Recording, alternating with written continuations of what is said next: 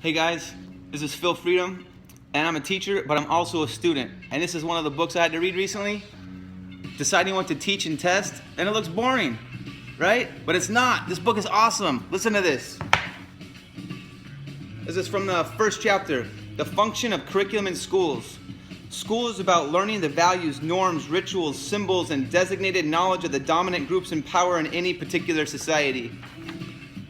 Power is the catalyst that forges the selection of curriculum content in the schools. Somebody has to decide what is to be taught and ultimately what is to be learned. And since there is no scientific way to determine such things, the selection of the content involves framing an argument for what is most important to be learned at the brief time students have in schools. And since in the United States and most societies the public schools are agents of the state and the state is run by those in power, the definition of the state, whether it is secular or sacred, becomes the screening framework for what is eventually included and excluded in school curriculum.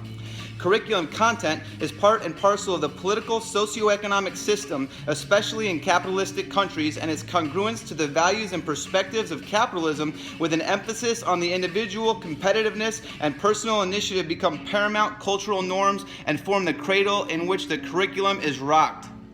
It's hard, right? That was cool. All right, hold on. Let's go all the way over here to page 58. If there are injustices in the larger society and our own history provides ample evidence of their existence, overt the life of the nation, what role do the schools have in challenging and changing them? When slavery was legal, did school teachers challenge its existence and the conduct of their duties?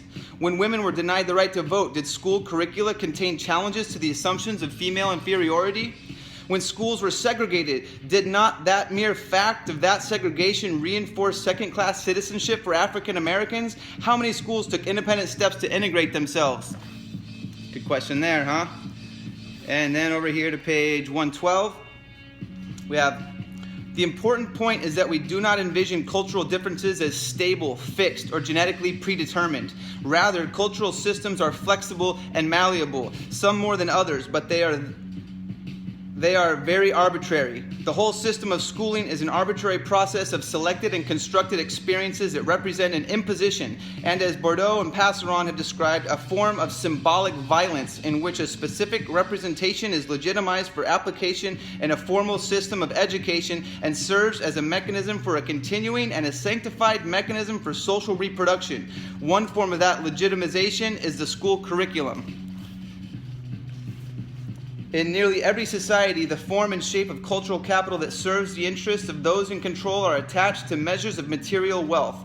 It is the rich people of the world who shape what schooling is for the rest of humanity. Their wealth is defined, enshrined, sanctified, legitimized, and protected by the dominant system of education in their respective societies. No system of schooling would be acceptable to them that jeopardized their hierarchical position or political power. The knowledge they approve and defend has been characterized by Foucault as power knowledge. All right, and then last part over here to wrap it up, we got, in short, this is on page 126. In short, it will take more than courage. It will take unlocking some long histories and entrenched interests for which all of the parties who have a vested position in the status quo will strenuously resist and work to discredit.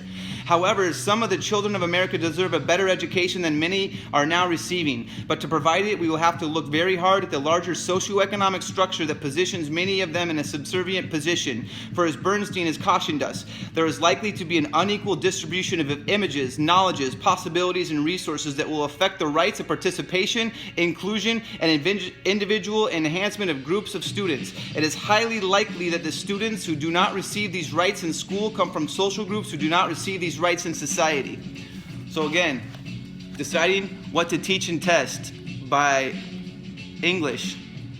And this book is so much better than the cover could show you. Thanks again. Peace.